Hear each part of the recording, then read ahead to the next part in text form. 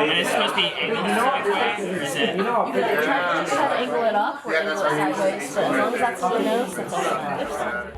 I think it's one of the greatest parts of this curriculum because we get to have an impact right away, whether it's on bench research or doing things within the community and being able to cultivate a project that we're really passionate about.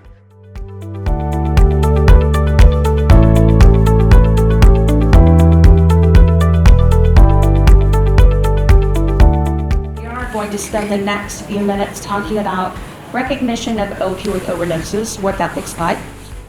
I found Callie through TCU actually, when she came and did a training with the students.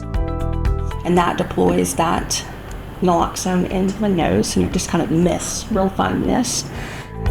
I started Drew's 27 Chains in 2020 after the loss of my son, Drew, to fentanyl toxicity or a fentanyl overdose. I'd spent 20 years as a paramedic and had the ability to impact and teach people about Drew and how to save someone from an opioid overdose. And that I needed to make a decision. What I was going to do with this. And then I looked into her organization a bit more, and it just so happened that Dr. Burnett and Callie have worked closely together before, so it was kind of a perfect connection and we were able to all collaborate. So if you're putting on the pads and you're starting CPR and all stuff, I just tell people to give the Narcan. We spent time with Callie saying, what is it that you need and we can help you with? What she came to us is, I need a way to collect data.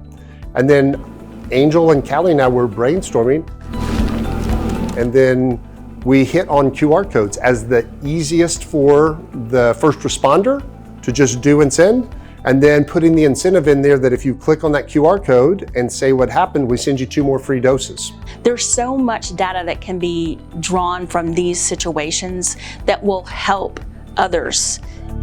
You know, what are we trying really to investigate here? And when students come to school, some of them say, I know I'm going to be an OBGYN, or I know I'm going to be a surgeon.